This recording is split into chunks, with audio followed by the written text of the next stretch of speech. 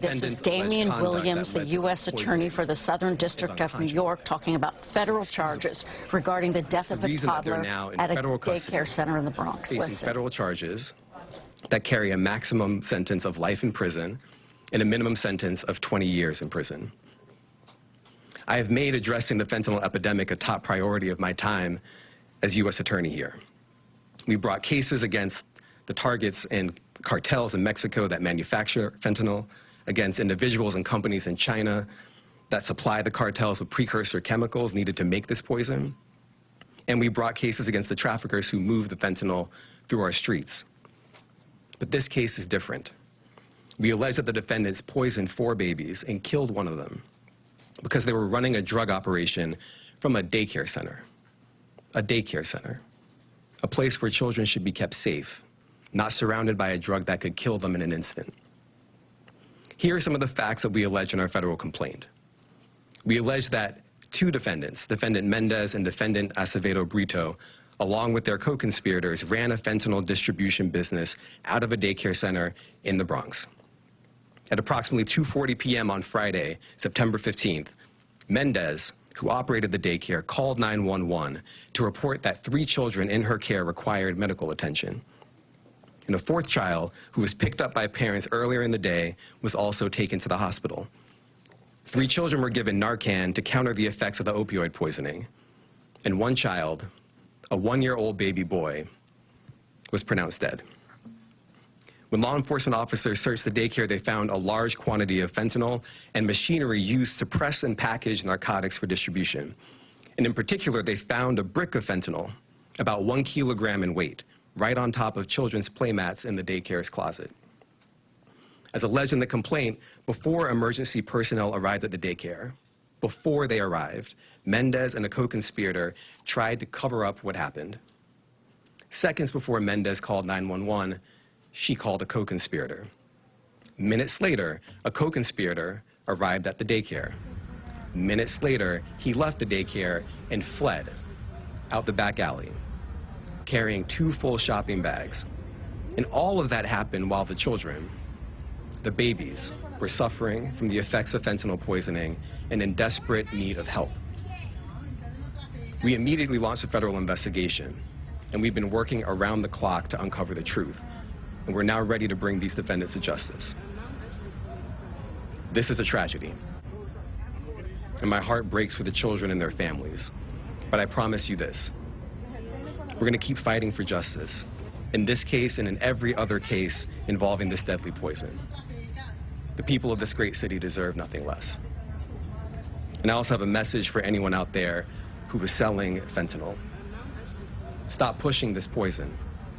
It kills. It ruins lives. And it will ruin yours too when we catch you, convict you, and send you to federal prison.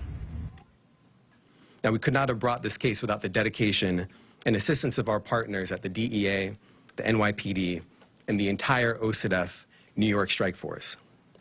And I also want to thank the SDNY Digital Forensics Unit and the Complex Analytical and Social Media Enhancement Team at the New York, New Jersey HIDA.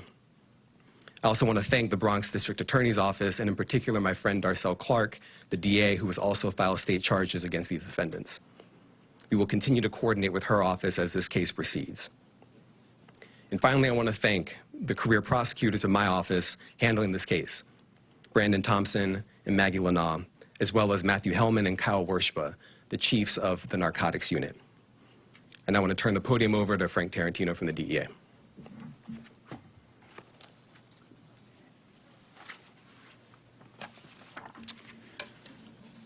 Good afternoon. My name is Frank Tarantino. I'm the special agent in charge of the DEA New York Division. In my 32 years of government service, 25 of which have been spent serving with the DEA, there is no more devastating news or tragedy than the loss of a child. And every New Yorker should be outraged by this senseless tragedy. Unfortunately, the victim's family joins a long list of hundreds of thousands of grieving Americans who have lost a loved one, 110,684 to be exact, as a result of drug poisoning. Fentanyl is a killer. Fentanyl crept into our illicit drug supply like a cancer, slowly and deceptively, and is now in everything and everywhere, killing victims instantly and indiscriminately. Fentanyl is the most urgent threat in our nation. And the tragedy that unfolded in the Bronx at the Danino Nino Daycare Center demonstrates the danger that fentanyl poses to every New Yorker. As this investigation continues, I want to reiterate DEA's commitment to holding those predatory criminals accountable for trafficking this poison throughout our communities. I commend the work of our investigators from the DEA Strike Force, the NYPD, and our partners at the Southern District of New York and the Bronx District Attorney's Office, who work tirelessly every single day to stop drug poisonings from taking too many lives too soon. This is not a war on drugs. This is a fight to save lives. Thank you. Be happy to take some questions.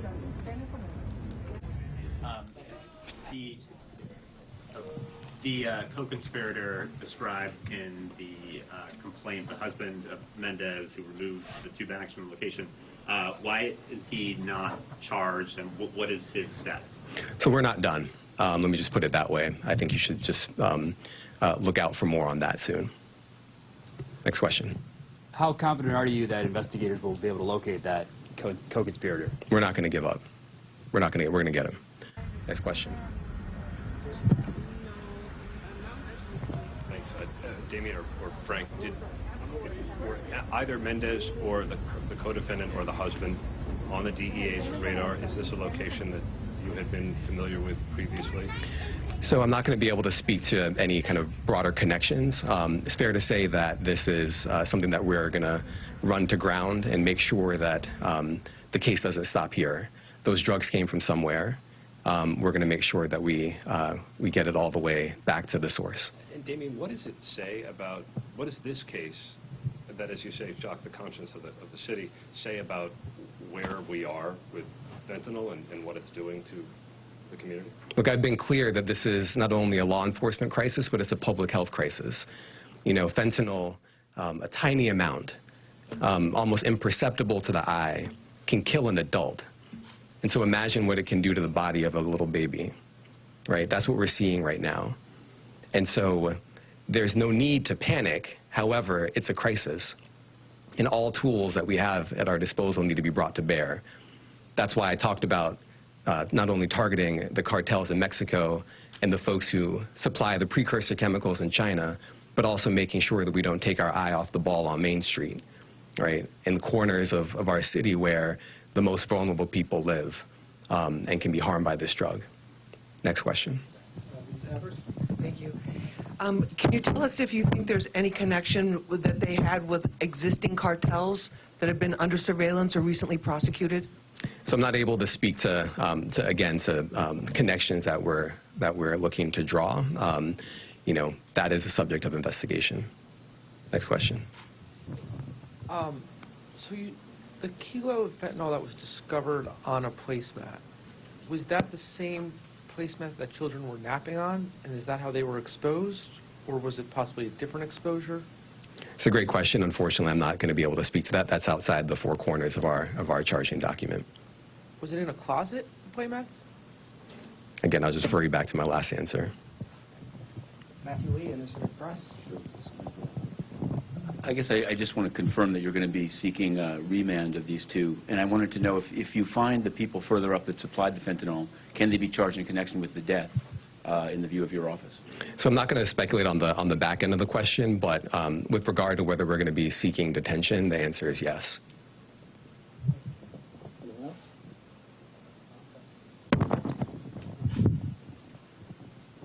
Yes, is it clear if the daycare center was set up expressly for the purpose of hiding the operation, or did the drug operation come after the formation of it, if it's clear yet? I'm unfortunately not able to speak to that. Last question. Can you say, either of you can say where the geographic source of the fentanyl was? Was it Mexico, the Far East, or other points in the hemisphere? And how reckless was it to have that stuff near where these children would be reposed?